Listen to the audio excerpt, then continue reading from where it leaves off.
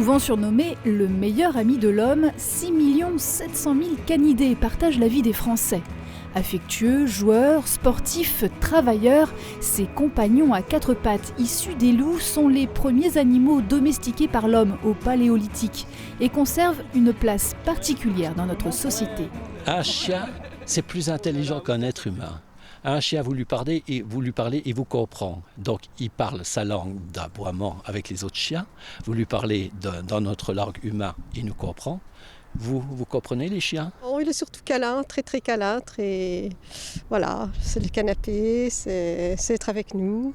Voilà, c'est comme un enfant presque. En tout cas, il m'apporte beaucoup d'amour parce que je fais énormément de câlins tout le temps en fait. Elle ne supporte pas que je l'utilise ou que je regarde le téléphone. Elle me saute dessus, elle me lèche, elle me mord, elle ne supporte pas ça. Et parfois, c'est une hyper relation. Le vétérinaire m'a dit que c'était trop, mais ça ne fait rien. Athlétique, dynamique, avec un sens de l'orientation et de l'équilibre précis, un odorat et l'ouïe très développé, des atouts qui offrent aux chiens des qualités exceptionnelles, faisant d'eux le compagnon idéal, le complice des activités humaines. Donc le lien, il doit être fort justement pour se comprendre sur les missions. Parce qu'il n'y a pas de parole. Donc voilà, maintenant elle découvre son environnement. C'est normal, on veut de la curiosité chez les chiens. Curieux et joueur, voilà le profil du chien de travail, quelles que soient ses missions. Guide de troupeau, recherche d'indices, sauvetage de personnes. L'éducation canine passe par l'affection et le jeu, y compris ici à Chantraine, au groupement de gendarmerie des Vosges, où Wally et Malice ont leur quartier au refuge du bonheur. C'est ma deuxième maison à moi aussi, parce qu'on y passe énormément de temps. Et puis le chien, faut qu'il y soit bien pour pouvoir être dans de bonnes conditions pour travailler. Les chiens du groupement de gendarmerie des Vosges sont amenés à intervenir dans toute la région Grand Est. Le département compte 4 équipes, hommes, animaux, aux formations et aux missions spécifiques. 2 équipes qui sont destinées aux recherches de personnes, on appelle cela des équipes cynophiles piste défense, et 2 autres qui sont dédiées aux opérations judiciaires et qui visent à trouver, rechercher des produits stupéfiants, des armes, des munitions ou encore des billets de banque. C'est le cas de Wally, ce berger hollandais qui part comme chaque mois participer à une session de formation. Direction Neufchâteau. À 7 ans et demi, la retraite se rapproche et depuis peu, Tsuki, ce chiot de 4 mois et demi, le suit partout. Oui, je l'emmène partout. Le but, c'est qu'elle passe partout quand elle sera opérationnelle. Donc je l'emmène vraiment partout pour qu'elle s'habitue. Dès aujourd'hui, ça commence déjà par le voyage en véhicule, pour qu'elle accepte bien les voitures, et ensuite pour qu'elle passe vraiment dans tous les milieux. Il faudra au moins 1 an de formation spécifique à Tsuki pour assurer la relève, puis des entraînements toutes les 6 semaines, avec chaque fois des exercices différents. On ne lui met pas les matières tout de suite dans le nez, mais par contre vraiment qu'elle s'habitue déjà à tous les milieux, ça c'est très important l'environnement, et ensuite qu'elle s'habitue à jouer, qu'elle soit très joueuse. C'est un nouveau défi pour la maître chien. Elle fait un pari sur les capacités du chiot, sans garantie, ni sa capacité de travail, ni la finesse de son odorat. Les gendarmes récupèrent sinon des chiens plus âgés de 10 à 24 mois à qui on offre une seconde chance. C'est une éducation, pour certains une rééducation, parce qu'on récupère beaucoup de chiens en fait, qui ont à peu près entre 8 mois et 1 an et demi, voire même 2 ans, donc qui viennent de familles un petit peu dépassées par le comportement du chien. Et nous, on les rééduque du coup pour les mettre au travail et éviter une euthanasie éventuelle ou qui termine dans une SPA. On ne connaît pas le passif qu'ils ont et des fois c'est difficile de pallier à ça. Donc Wally notamment, il avait peur de tout ce qui était mouvement, tout ce qui était bruit, etc., la foule. Donc j'ai réussi à bien le travailler, mais c'est un côté que j'arriverai jamais à effacer complètement, donc ça me porte préjudice parfois dans le travail. Au centre des Torrières, à Neufchâteau, une quarantaine de chiens sont formés chaque année à la sécurité et la sûreté des aéroports, des centrales nucléaires, pour l'événementiel, avec des spécialisations à la demande comme la recherche d'ivoire ou les explosifs. C'est le cas de Tito, 1 an. Il va bientôt démarrer sa formation avec son conducteur. D'ici 2 mois, il devrait passer l'examen pour la recherche d'explosifs. On va passer sur des exercices au début qui sont relativement simples. Et petit à petit, Tito, assis. Petit à petit, on va augmenter un peu la difficulté. Et au bout de 3 mois de formation, le chien, suivant ses qualités, est fini d'être formé. Et puis il est opérationnel pour travailler sur une période d'environ 8 ans avec son conducteur. Il n'existe que 35 formateurs agréés en France, dont 4 dans le département des Vosges. C'est dans une autre pièce que Wally s'entraîne à la détection de stupéfiants, dans une pièce aux multiples cachettes. L'intérêt, c'est qu'en fait, on puisse retrouver tout type de meubles qu'on peut retrouver dans une maison de monsieur et madame tout le monde. Et ensuite, c'est des zones en fait, qui changent en permanence parce qu'on change les meubles de place pour essayer de déstabiliser en fait, le travail du chien et qu'il ne s'habitue pas à avoir des zones vraiment toujours similaires. Le chien travaille en apnée, en reniflant chaque odeur. Donc là, il a intérêt, je le laisse travailler. S'il se fixe, c'est quelque chose. S'il n'y a rien, je continue. En l'occurrence, c'est quelque chose. C'est juste à côté. C'est dans le meuble à côté. Cherche mieux.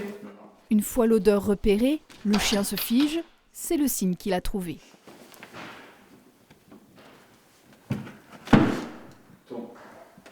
Je crois que c'était monté. Pas touché, hein. Pas touché. Voilà, ça c'est bien. Le travail est terminé, c'est un temps de jeu avec son maître qui récompense l'effort. Oui. Voilà, ça c'est bien. Très peu, voire jamais, de friandises. On commence déjà au sol, on commence avec des grosses matières, des grosses quantités, et puis ensuite on réduit pour que son nez s'affine un petit peu, pour qu'il ait l'odorat un peu plus développé. Et puis après, de plus en plus, on va cacher plus en profondeur les matières, les mettre en hauteur, etc. pour que son nez s'affine et puis qu'il puisse aller chercher d'initiatives bien plus loin et bien plus en profondeur. À côté, Oscar, lui, cherche des punaises de lit, un petit insecte qui fait de plus en plus de ravages. Car le flair des canidés n'a de cesse de nous surprendre, une capacité aux usages multiples.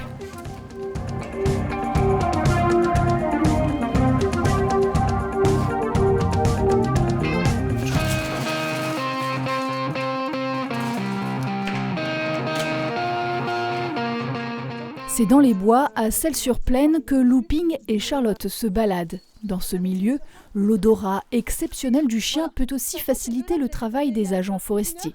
Certains s'en servent pour trouver des loges de chauves-souris, des amphibiens ou des criquets. D'autres petits insectes ravageurs qu'on pourrait chercher, qui attaquent le bois ou des champignons aussi.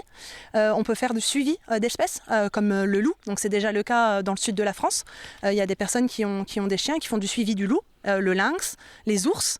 Et puis on peut aussi faire de la recherche de tortues. Le principe est le même que pour les stupéfiants ou les explosifs. Pour former Looping, Charlotte cache des odeurs que le border collie doit ensuite trouver. On va se trouver un petit trou, que je récupère mon tube quand même. Donc j'ai mis des odeurs dans un petit tube, sur du coton, sur un coton-tige, et donc j'ai mis ça dans la terre. Et puis on va voir ce que Looping va trouver. Looping aboie. En forêt, cela permet de repérer où elle se situe. Si elle aboie, c'est qu'elle a trouvé. Dans un premier temps, je la laisse toujours faire son petit tour.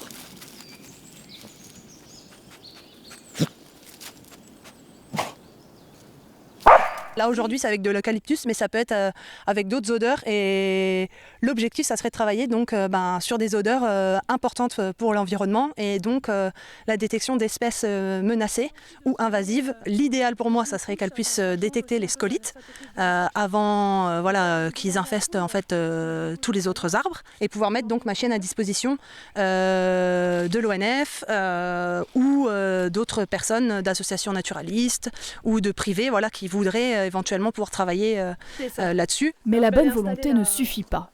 L'entraînement se fait avec des scolites vivants aux phéromones actifs que la jeune femme peine à se procurer. L'objectif serait de faire des inventaires et des comparaisons entre la vitesse et la fiabilité du travail d'un technicien des forêts et du chien. Et je me suis rendu compte qu'en fait ça existait dans d'autres pays, dont en Suède, où ils font déjà ce travail-là depuis 2008, la recherche du scolite en fait. Donc ça existe en Autriche, dans plein d'autres pays quoi. Donc on a ce qu'il faut, on a les contacts, on a la motivation, et maintenant il faut nous donner les moyens d'y arriver. On cherche encore, je le refais toujours un petit peu sentir. Voilà, allez cherche. Charlotte compte participer au concours interne de l'ONF Graines d'innovation, une mise en lumière espérée qui pourrait permettre de débloquer des fonds et lancer à proprement parler ce projet novateur.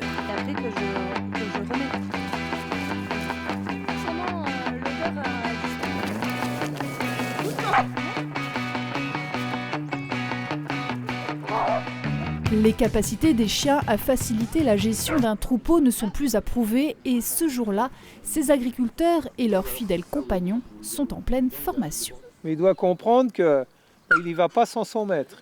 Il ira que quand le maître, donc il doit rester à la hauteur du maître. Dans ce pré à Décimont, bâton à la main, les agriculteurs apprennent à communiquer avec l'animal. Ils auront 10 jours de formation répartis sur un an pour adopter la bonne posture. On travaille avec des animaux. Les animaux, ils ne fonctionnent pas avec du vocal. Les phrases, tout ça, ça ne sert à rien. Bien connaître les ordres, soit déjà qu'on veut donner, et être régulier dans le travail. Donc c'est nous qui avons beaucoup de travail à faire aussi. Il faut que l'homme s'entraîne aussi. Oui, et régulièrement. Et la difficulté en famille, c'est que aussi toute la famille doit être au diapason. Après l'entraînement avec des moutons, ils pourront refaire l'exercice avec des troupeaux, quels qu'ils soient. Chèvres et vaches seront aussi emmenés ainsi au pâturage. Lors des déplacements, surtout que nous, comme on fait du veau de lait d'étable, on rentre les vaches matin et soir. Donc quand c'est la belle saison et que les animaux sortent, c'est tous les jours, 2 fois par jour, 2 allers-retours par jour dans nos parcs et qui ne sont jamais les mêmes parce qu'on fait du pâturage tournant. Donc du coup, l'idée d'un chien, c'est quand même bien utile. Sinon, il faut être plusieurs avec le troupeau pour canaliser tout le monde. C'est mon père qui a fait venir le premier exactement en 1984, si je ne me trompe pas. Et ça a été une telle révélation que systématiquement on a continué de prendre des chiens, toujours des border collies. Border et bosseron sont les races les plus utilisées comme chiens de troupeau. Des chiens dynamiques qu'il faut apprendre à gérer. Allez, droite, allez, va. Non, allez, vas-y, go. Avec les années, on prend des fois des mauvaises habitudes. Chaque chien ne se gère pas toujours de la même façon. Donc systématiquement, le fait d'avoir un référent, donc un formateur qui vienne nous mettre en évidence les erreurs qu'on peut commettre des fois, ça nous permet de beaucoup mieux comprendre à la fois le troupeau, le travail du chien, et puis d'éviter éventuellement d'avoir un chien qui ne donne pas son plein rendement uniquement par notre faute. D'où ce cours. Il n'existe que 15 formateurs en France agréés, dont Bruno, ce passionné éleveur dans l'ouest du département. Tu travailles sur ton regard, être le plus discret possible. Tu te sers que de tes jambes. C'est l'instinct de prédateur qui donne l'appétence aux chiens de participer à l'exercice. S'approcher des moutons est une récompense en soi. Le gros avantage qu'on a avec le chien, c'est lui qui va mettre la contrainte, qui va mettre l'autorité sur le troupeau. C'est plus l'homme. Et donc automatiquement, comme on va devenir le référent du troupeau, le protecteur du troupeau, le troupeau va avoir une perception de l'homme qui est tout à fait changée. On est le leader du troupeau, quoi. Naturellement, si le troupeau se disperse, le chien cherche à l'immobiliser. Le mouvement lui donne envie d'intervenir. Donc si tu arrives là et que tu mets une pression, il va démarrer en pression. Et avec la pression, plutôt que de s'arrêter à midi, il va avoir tendance à aller trop loin. Une association d'utilisateurs de chiens de troupeau en milieu agricole vient d'être créée dans le département pour promouvoir cette façon de travailler.